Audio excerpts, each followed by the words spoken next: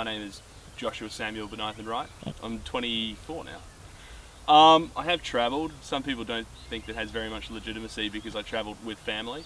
But I've been to New Zealand twice, Singapore, and a great deal of Europe. It was more sort of family time stuff, so, you know, driving around, go and look at all the places from the Lord of the Rings, and go up the tallest tower in Auckland, all that kind of standard stuff. Just, you know, staying at comfort inns all over the country, so... I mean, like, I know a great deal about how much of a modernised economy it is post-World War II, and then I also know a bit about its feudal era, but other than that, not a great deal. I'm coming around on the food though. Sushi, it's growing on me more and more. Well, I mean, like, obviously if you do the right things throughout your adult, well, as you're a child, if you get taught certain things, then if you hold on to like good habits when you're growing up and as you age, you're more likely to have a longer life. Well, I'd always sort of figured that I'd rather live the life that I wanted to live and probably burn out quick. Like, I didn't think that like being 85 plus and being decrepit was going to be much fun, so I've always sort of figured I'll have my fun now and deal with the consequences later. But in the same breath, like, I always have kept in mind that I should train and keep my flexibility and keep my weight at a certain level so that, you know, when I do get older or I have kids, you know, I'm not running around wheezing, chasing them around, like, so that you've got some quality of life as you get older rather than it being about living to like 1,000, you know. Well, yes, actually, that would. I mean, if you could tell me that I could slam, you know, 2,000-3,000 calorie subways a day and not train and still live to be 100 and live a full healthy life with the people I love around me, that'd be ideal, but I just don't think it's possible. There are restrictions. Yep. Would you be willing to restrict your lifestyle for the better? Yes, aspects of it for sure. I mean, certainly, because we're not going to be over there for a particularly long time, so I suppose I would force myself to do these things in order to see what the results were like. As to whether I could like carry on with them when I got back, well, that's maybe a different story. Am I healthy? You try to be healthy? I verge on being quite healthy, a lot. My weight fluctuates depending on particularly how much I go out and how much I drink, and then how much time and effort I put into like food prep. You know, if I'm constantly in a rush, which does tend to happen from time to time, I'll slam a lot of food when I'm out and about, and that can be lots of like iced coffees and just junk food, and then my weight fluctuates.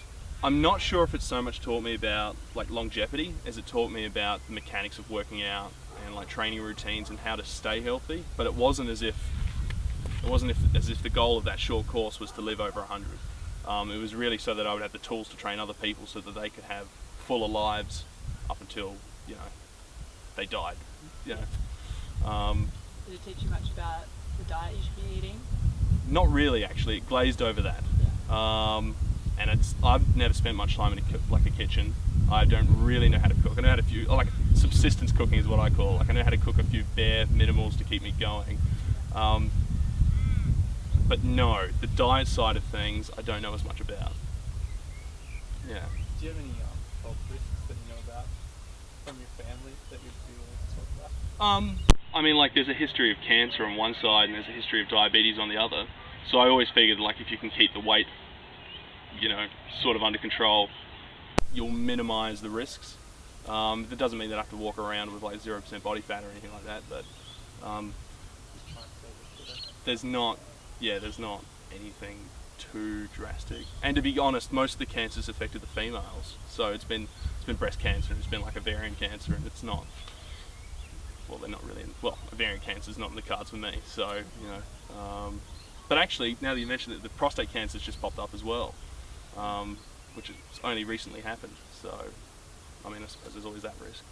Sure, I mean, that's still why, you know, I still play basketball, might go back to footy next year, still go to the gym when I can, and I want to be flexible and strong enough to be able to, you know, walk around a golf course when I'm 65 plus and not feel worried that I'm going to die of a massive heart attack, or, you know, chase my kid through the garden and, yeah, feel like it's going to be okay and keep up. But, you know, as to it being a goal to reach like a really, really long age, it's never really been the case. I mean, if you're productive, like if you can be a productive member of society as you age, then certainly. Unfortunately, with the way a lot of people view the nuclear family and the extended family in the Western world, they get carted off to nursing homes, and then they just become decrepit and die in isolation, which is really quite sad. Like, I've always thought, like, the, you know, like the Italian model and like the Vietnamese model of like having grandma and grandpa sort of live, if not with the family, then nearby, and be highly involved in like raising the kids and looking after the house and all that kind of stuff. Like, it keeps them young, it keeps them active, and I've always thought that that's what I'd sort of envisaged in my household, is you have a granny flat or have, you know, like a house nearby that they still lived in rather than being in a nursing home. If they can keep doing that kind of stuff, then I think there is like a place for longevity. The other side of that, in my opinion, is that we live on a planet with finite resources, and if you're really old and you've had your go and you're not productive anymore, then it sort of becomes a bit of a drain. But that's because there's too many people, full stop. And just, you know, certain demographics going to be over a certain age. Yeah, I'll work on my body language, I reckon. There'll be a lot of this and a lot of arigato. I don't know what to do over there. I don't know any Japanese really, and they're very polite and hospitable and all that kind of stuff. So they'll probably be helpful, I hope, because I'll need that. I need as much help as I can get. Yeah, I don't know. It'd be full on. It'd be really full on. It'd be really be thrown in the deep end with that one.